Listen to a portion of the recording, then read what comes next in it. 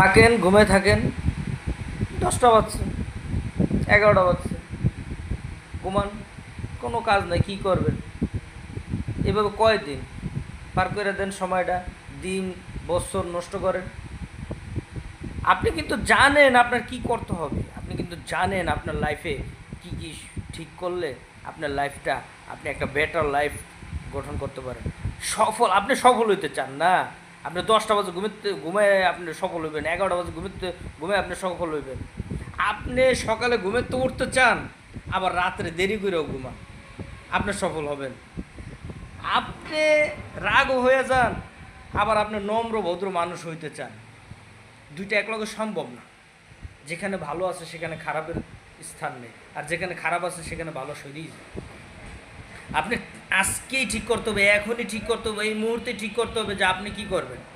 যদি জীবন পরিবর্তন করতে হয়, সফল মানুষের দিকে তাকান।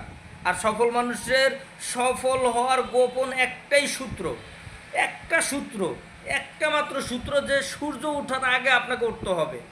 দ্বিতীয় কোনো অপশনই নেই। এখন সূর্য ওঠার আগে উঠতে আমি কী করবো? আমার তো কোনো কাজ নাই। আরে ভাই, আপনার কাজ নাই, কাজ করেন, কাজ বের করেন। আপনি যেই ধর্মের আছেন আপনি সেই ধর্মের প্রার্থনা করেন। আপনি সকালে ঘুম থেকে ওঠার পরে আপনাকে কেন ঘুম থেকে উঠতে বলা হয়েছে? ফজরের পরে, ফজরের আগে ঘুম থেকে উঠতে বলা হয়েছে কেন? এখানে বিষয় কাজ করে যে সকালে আপনার চিন্তায়, আপনার শরীরের যতটুকু মেধা বিকাশ হবে, যতটুকু শারীরিক উন্নতি হবে, এটা অন্য কোনো সময় হবে না। তো এই কথার দ্বারা আমি বুঝাতে চাইতেছি, সকালে যখন আপনি উঠবেন তখন আপনার কাছে এমন চিন্তা আসবে যেটা দিয়ে আপনি লাখ টাকা কোটি টাকা কামাই করতে পারবেন। সকালে উঠলে আপনি সময় এক্সট্রা অনেক সময় পাবেন। এগুলো সবই জানেন, সবাই জানে, কিন্তু মানে কয়জনের? সবাই জানে সকালে ঘুমে তো উঠতে হবে, কেউ মানার জন্য প্রস্তুত না।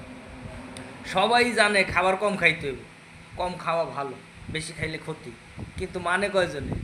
খাইতে বয়ে অনেক রুচি। আরে ভাই, রুচির ঠেলায় আপনি এখন খাইতে খাইতে মোড় হয়ে যান। উঠতে গেলে আপনার 3 ঘন্টা লাগে, আপনি খাই আপনার আধা ঘন্টা রেস্ট নিতে হয়।